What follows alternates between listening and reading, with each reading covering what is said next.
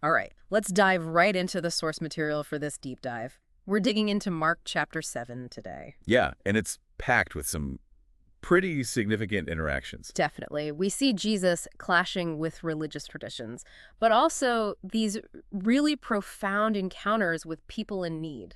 And the goal here, really, is to pull out those key insights. You get this stark contrast between, like, just following rules and what's truly going on inside. Right, the outward versus the inward. And then there's this remarkable faith from unexpected people. Yeah, and some incredibly powerful moments of healing, too. For sure. So, okay, let's set the scene first. You've got these religious leaders, right? Pharisees, teachers of the law, Some have come all the way from Jerusalem, it says. which tells you something. They're paying close attention to Jesus and his disciples. So what's the first thing that grabs their attention? It's the disciples' hands. They're eating, but they haven't done the required ceremonial washing first. And the text calls their hands unclean. Now, this unclean thing, it isn't just about needing soap and water, is it? The source gives us some background. No, not at all. It's tied specifically to what's called the tradition of the elders. Okay. So this wasn't something directly commanded in Scripture for this specific act, but it was a really detailed set of traditions, things the Pharisees especially were very careful about. Like what kind of things? Well, washing hands before eating, definitely. Yeah. But also after coming from the marketplace, washing cups, pitchers, kettles, you name it. It was all about this idea of ceremonial purity based on these traditions. Got it. So the issue isn't hygiene. It's about following their specific rules, their added layers. Exactly. And they confront Jesus directly. Why don't your disciples follow the tradition of the elders? Why eat with unclean hands? And Jesus' response is, well, it's pretty sharp, isn't it? He doesn't hold back. Not at all. He calls them hypocrites straight up. And then he quotes Isaiah. These people honor me with their lips, but their hearts are far from me. They worship me in vain. Their teachings are merely human rules. Pretty direct. So basically, they've got the performance down pat. The right words, the right rituals. But their hearts aren't in it. Their inner state is completely disconnected from the outward show. Yeah. And he pushes it further, right? Accusing them of actually setting aside God's commands to cling to their own traditions. He does, and he gives a really powerful example. Let's hear it. What's the example? It's this concept called Corban. Corban. Okay. So Corban means a gift, something you declare is devoted to God. Their tradition allowed someone to say, this property or this income is Corban, set aside for God. Okay. Sounds religious enough. What's the catch? The catch was, according to their tradition, once something was declared Corban, designated for God, that person was supposedly freed from the obligation to use those resources to help their own parents. Wait, really? Even though the command is honor your father and your mother? Exactly. That command clearly includes caring for them, providing for them if they're in need. But this tradition, this human rule, was being used as a loophole. So you could just say, oh, sorry, mom and dad, can't help you. This money is Corban, it's for God. That's precisely the scenario Jesus describes. Yeah. He says they use this tradition to nullify God's command. And then he adds, they do many things like that. Wow. So it wasn't just an isolated thing, it was a pattern. A systemic issue, yeah, where human rules were taking precedence over the very heart of the commands they claimed to follow. That really makes you think, doesn't it? You have to ask yourself, in our own lives, maybe in our communities, where do rules or traditions start to overshadow the core things? Like compassion or just basic human decency? Yeah, it raises that question of authenticity, right? Yeah. Are we just focused on looking righteous or actually being righteous? Which is a perfect lead into the next part, where Jesus shifts his focus. He turns from the leaders to the crowd. Yeah, he calls them over. He wants everyone to hear this next bit. He says, listen to me, everyone, and understand this. Yeah. Making it clear, this is important. And then comes this bombshell statement. Nothing outside a man can make him unclean by going into him. Rather, it is what comes out of a man that makes him unclean. That just completely turns their whole system of purity upside down, doesn't it? All that focus on external things, food, washing. Totally. It was so radical that even his own disciples didn't quite get it at first. Right. They had to ask him about it later, in private. They did.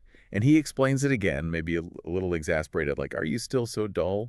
He points out that food goes into the stomach, not the heart. It gets digested and passes out of the body.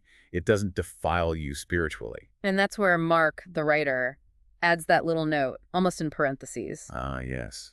In saying this, Jesus declared all foods clean. Which is huge. For people living under detailed dietary laws, that's a revolutionary statement. Absolutely monumental. It basically reframes the whole idea. Food is just food.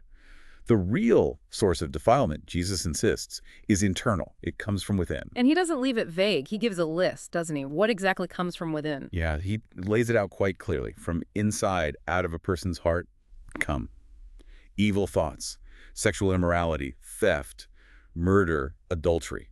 It's quite a list. It keeps going. Greed, malice, deceit, lewdness, envy, slander, arrogance, and folly. That covers a lot of ground. Thoughts, actions, attitudes. It's comprehensive, and his conclusion is blunt. All these evils come from inside and make a man unclean. So the real problem isn't dirt on your hands. It's the condition of your heart. That's where true uncleanness comes from. What's the big takeaway here for you then? It's more than just be good. It redefines purity entirely, away from external rituals. And squarely onto our inner state, our thoughts, our motives, our desires. It suggests that the real work we need to do is always internal. Focusing only on outward behavior is like treating symptoms without addressing the disease. Yeah, that makes sense. Okay, so after this intense teaching, Jesus leaves that area and heads towards Tyre. The whole vibe changes now. Right, he goes into a house, apparently trying to keep a low profile. But, as the text says, he couldn't remain hidden. Word gets out. And who finds him? It's a woman. She's described as Greek, Yep. born in Syrian Phoenicia. So definitely not Jewish, an outsider to the primary audience Jesus had been focused on. Exactly. And her daughter is in a terrible state, possessed by an evil spirit, it says. She hears Jesus is nearby, finds him, falls at his feet, and just begs him, pleads with him to drive the demon out of her daughter. Now, this next part, it often makes people uncomfortable. Jesus' initial response seems, well, kind of rough. It does sound jarring. He says, first let the children eat all they want. It is not right to take the children's bread and toss it to their dogs. Oof. Children, meaning the people of Israel, and dogs. That was often a derogatory term for Gentiles, right? It could certainly be taken that way. It sounds like he's saying, my mission is for Israel first. Outsiders have to wait or aren't the priority. But her response is just incredible. She doesn't argue. She doesn't get offended. No, she leans into his analogy with this amazing mix of humility and persistence, faith, really. She says, yes, Lord, acknowledging his point. But even the dogs under the table eat the children's crumbs. Exactly. It's brilliant. Yeah. She accepts his premise, but finds hope right there within it. It's like she's saying, okay, I get the priority, but surely there's enough blessing, enough power that even an outsider like me can get just a little bit right, just the crumbs. And how does Jesus react to that? He's clearly moved by her faith, her cleverness, her refusal to give up. He immediately says, for such a reply you may go. The demon has left your daughter. Just like that. Her faith, her words were the key. It seems so. The text says she went home, found her daughter lying peacefully on the bed, the demon gone. So what's the core message for us in this encounter? It feels really significant. I think it powerfully shows that faith and God's grace, they aren't limited by our human categories, ethnic lines, social status, religious background. None of that was a barrier here. Her being an outsider didn't stop her faith, and it didn't stop Jesus's response. Right. It challenges our assumptions about who's in and who's out. Genuine faith, wherever it springs up, seems to connect with divine grace. Okay, one more major section in this chapter. Jesus is on the move again, from Tyre, through Sidon, down towards the Sea of Galilee, entering the Decapolis region. Another encounter. This time, people bring a man to him. This man is deaf and also has a significant speech impediment. He can hardly talk. And they're begging Jesus just to place his hand on him. The standard approach, maybe? Perhaps.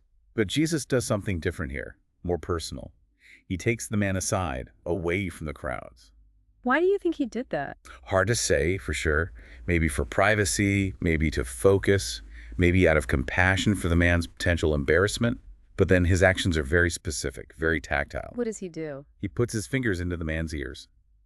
Then he spits maybe onto his own finger, the text isn't explicit, and touches the man's tongue. Wow, very physical, directly addressing the points of affliction. Exactly. Then he looks up to heaven, lets out this deep sigh, like a groan almost. A sigh. Interesting detail. Yeah, expressing perhaps effort or empathy or connection with God. And then he speaks a single Aramaic word, Ephphatha, Which Mark immediately translates for the readers. be opened. And the result? Instantaneous and complete. The man's ears were opened, his tongue was loosened, the impediment gone. He started speaking plainly. Amazing. Just like that. Full restoration. Total healing. But then, interestingly, Jesus tells them, the man and those who brought him, not to tell anyone about it. The messianic secret theme again in Mark. Keep it quiet. But you know how that goes. Right. The Yeah. more he told them not to talk, the more they talked about it. It was unstoppable news. The public reaction was just overwhelming amazement, the text says. People were completely blown away. And they summed it up pretty well, didn't they? They did. Their verdict was, he has done everything well, they said. He even makes the deaf hear and the mute speak. Just total awe at what they witnessed. So, pulling back from the specific story, what does it show us?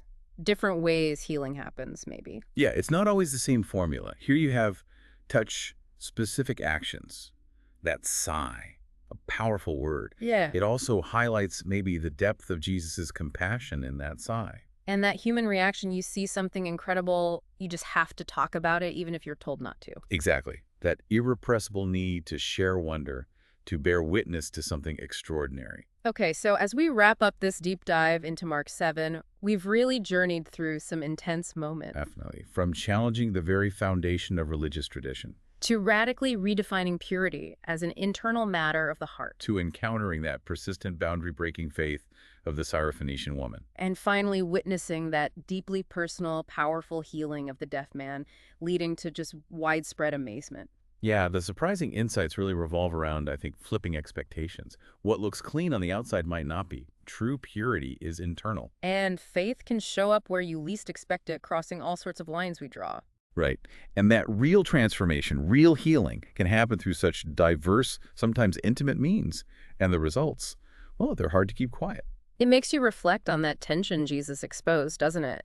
Between just going through the motions, the outward performance, and what's actually going on inside, in the heart. Where do you see that tension playing out today? In your own life? Or think about that woman from Tyre. Where have you seen grace or insight emerge from unexpected people or places? How does that challenge maybe your own assumptions about who has access to truth or blessing? These aren't just ancient texts. They really do hold up a mirror. So here's maybe a final thought to chew on. Given how starkly Jesus contrasted external rule following with the internal state of the heart, where do you tend to focus your own energy when you're thinking about growth or being right with God or just being a better person? Is it more on polishing the outside, getting the actions right? Or is it on that often tougher, messier work of looking inward at the motivations, the desires, the very roots of our actions in the heart? Something to think about.